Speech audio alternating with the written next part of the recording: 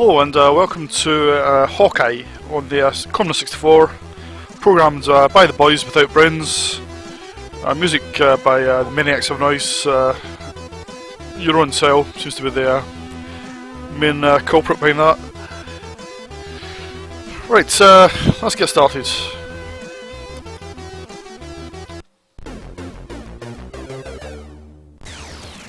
Right, this game is basically a jump and run game, two-way horizontal scrolling. So the aim of the game is to collect 4 puzzle pieces, indicated by, if you look at the top right, there's 4 boxes. One of them is top left of which has a little ball in it. You have to get 4 puzzle pieces, and then exit right to exit the level. Now if you follow the look at the top left screen, there's a glowing eye on each of the hotkeys.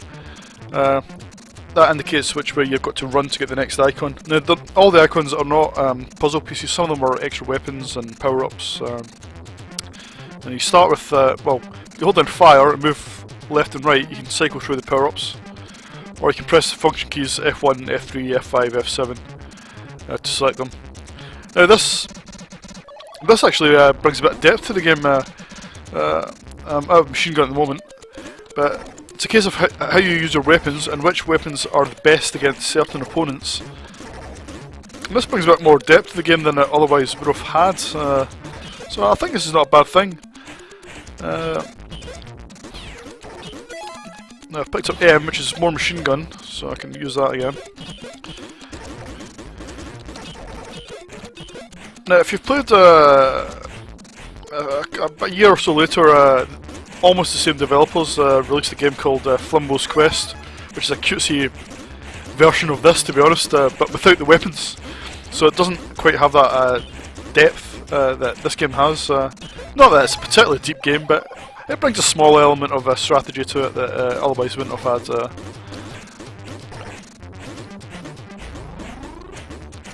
As you can see, the graphics are very impressive. Very impressive parallax layer in the background, which is not easy to achieve on a 64. Requires a lot of graphics to produce a parallax layer like that.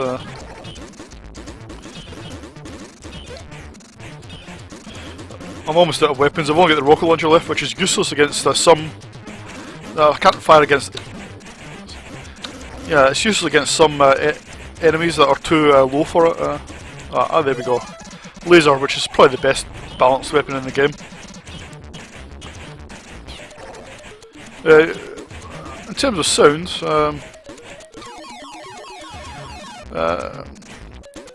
some very cool music, but actually most of it is the in-game music itself is one-channel music.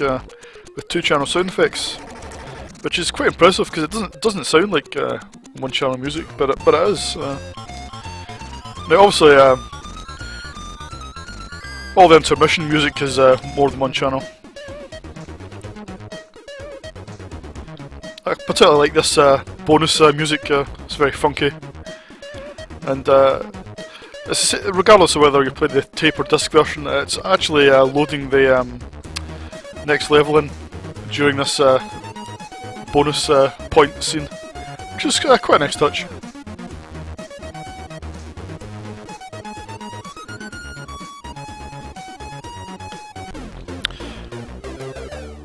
Okay, here we are at level 2. Now there's a total of 12 levels in the game, plus a hidden bonus level, which you can only get to by completing the first 5 levels of the game without losing a life. Now, I have actually got to this level once, only once I think, as it's rather hard to get to level 6 without losing a life, to be honest.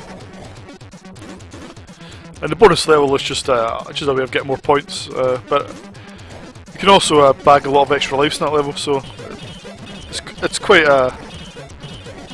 it can be quite useful if you're serious about trying to complete the game.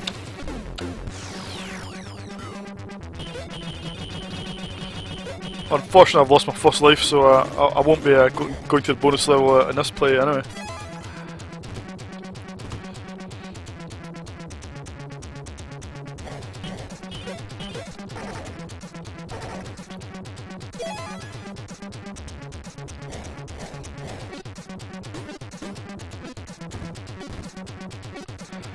Now, there's some critics of the game that say it's little more than just running left and right, which, okay, obviously that's quite a big part of the game, but there's a little more to it, I think, than that. It's quite a satisfying sort of shooter platform hybrid, so I think obviously it was a little overrated, I think, on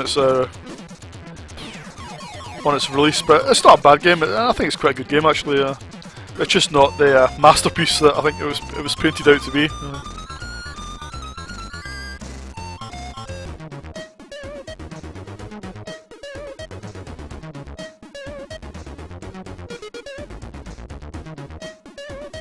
Okay, I might just skip this.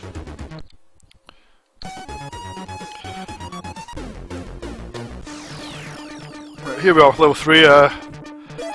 Now remember this was given away with this level was given away with on a cover tape for a Zap 64 magazine.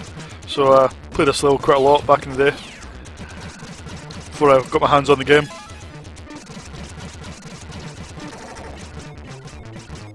And I did own this back in the game, back in the day. This game, in the multi-loading cassette, it wasn't too bad actually. It was quite quick. Certainly not the worst multi-load by a long shot. And you couldn't get graphics this good and this varied without it being a multi-load, to be honest. The animation on the main guys, the main character Hawkeye, is great. I think it's really good animation. And all the aliens are animated nicely as well.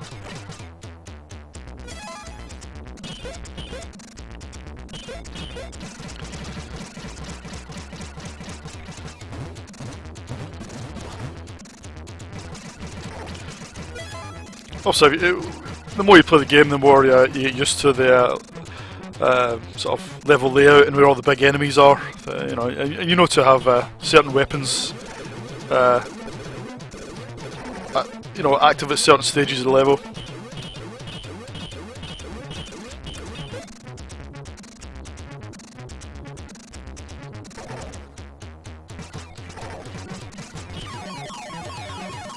Okay, that's this level complete. Now I could, you can see that the Hawkeye's actually flashing, the left Hawkeye's flashing, meaning that should go left, but that's just to get some sort of power up but the level is complete, so I may as well just go for that instead.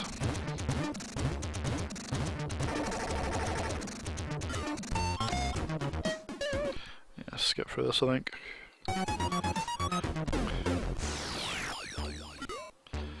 Right, I don't think there's any point showing you much more, to be honest. You can see that I think you've seen most of what the game has to offer. It's not the most deepest of games, but it's certainly playable. It's good fun. I think the audio and visuals are very smart. I think. Oops, just lost life. I think it's nicely presented. Yeah, I think I'll give this 8 out of 10, which because that's quite a good game actually to play. It just gets a bit repetitive after a while, but then you could say the same for a lot of games, I think. Okay, that's all for this video.